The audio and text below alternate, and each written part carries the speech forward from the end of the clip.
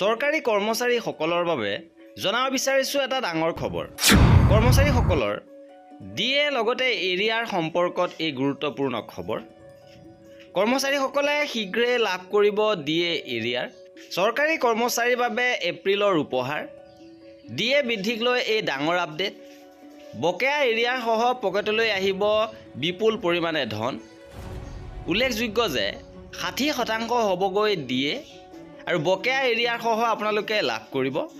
চৰকাৰী কৰ্মচাৰীসকলৰ বাবে আটাইতকৈ স্বস্তিৰ কথাটো হ'ল যে এই বৃদ্ধি 26-ৰ 1 জানুৱাৰীৰ পৰাই কাৰ্যকৰী হ'ব।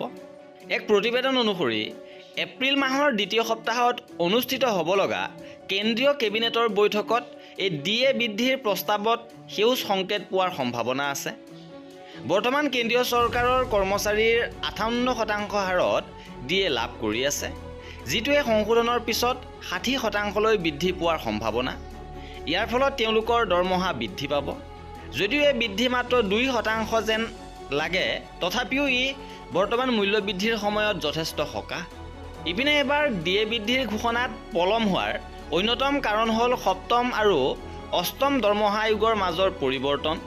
2025 চনৰ 31 ডিচেম্বৰত 7ম দৰমহা আয়োগৰ কাৰ্যকাল আনুষ্ঠানিকভাৱে সমাপ্ত হৈছে আৰু 1 জানুৱাৰীৰ পৰা 8ম দৰমহা আয়োগৰ আওতালৈ আহিছে, যাৰ বাবে নতুন নিয়মৰ ওপৰত আলোচনা চলি আছে। 25 চনৰ নৱেম্বৰ মাহত 8ম দৰমহা আয়োগ গঠন হৈছিল আৰু ইয়াৰ চূড়ান্ত প্ৰতিবেদন 18 মাহৰ পিছত দাখিল হ'ব।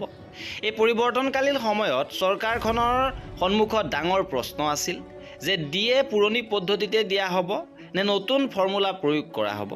আৰু বৰ্তমান এই সিদ্ধান্ত লোৱা হৈছে যে নতুন আয়োগৰ প্ৰতিবেদন অহালৈকে বৰ্তমানৰ ব্যৱস্থাতে ডিএ দি থকা হ'ব। সাধাৰণতে নতুন পে' কমিশ্যন সম্পূৰ্ণৰূপে কাৰ্যকৰী হ'লে সিমান দিনলৈ জমা হোৱা ডিএ মূল দৰমহাৰ লগত যোগ কৰা হ'ব। তাৰপিছত ডিএ পুনৰ 0ৰ পৰা হিচাপ কৰিবলৈ আৰম্ভ হ'ব, যাৰ ফলত দৰমহা বিপুল পৰিমাণে বৃদ্ধি পায়। আৰু সেই হিচাপে বৰ্তমান 2% বৃদ্ধিয়ে ভৱিষ্যতে দৰমহা সংশোধনৰ বাবে এক গুৰুত্বপূৰ্ণ ভূমিকা পালন কৰিব। মূল্যবৃদ্ধিৰ চাপত থকা লাখ লাখ পৰিয়ালৰ বাবে এটা ভাল খবৰ কঢ়িয়াই আনিব পাৰে এপ্ৰিল মাহৰ দ্বিতীয় সপ্তাহে। কেৱল কৰ্মচাৰীয়ে নহয়, দৈনন্দিন খৰচ আৰু ঔষধৰ বাবে এই অতিৰিক্ত ধনৰ অতি প্ৰয়োজন হোৱা পেঞ্চনাৰসকলেও কেন্দ্ৰীয় চৰকাৰৰ এই সিদ্ধান্তৰ বাবে অপেক্ষা কৰি আছে। ইপিনে ৰাজ্য চৰকাৰৰ কৰ্মচাৰীসকলেও এই বৃদ্ধি শীঘ্ৰে লাভ কৰিব। বিশেষকৈ চৰকাৰ গঠন হোৱাৰ পিছতে হয়তো প্ৰথম কেবিনেটতে ডিএ বৃদ্ধিৰ ঘোষণা কৰাৰ সম্ভাৱনা আছে। আৰু এয়া আছিল ডিএ বৃদ্ধিৰ সন্দৰ্ভত শেহতীয়া গুৰুত্বপূৰ্ণ খবৰ। আৰু এনেধৰণৰ খা খবৰৰ বাবে আমাৰ চেনেলটো ছাবস্ক্ৰাইব কৰি ৰাখিব। ভিডিঅ'টো শেষৰলৈকে চোৱাৰ বাবে বহুত ধন্যবাদ।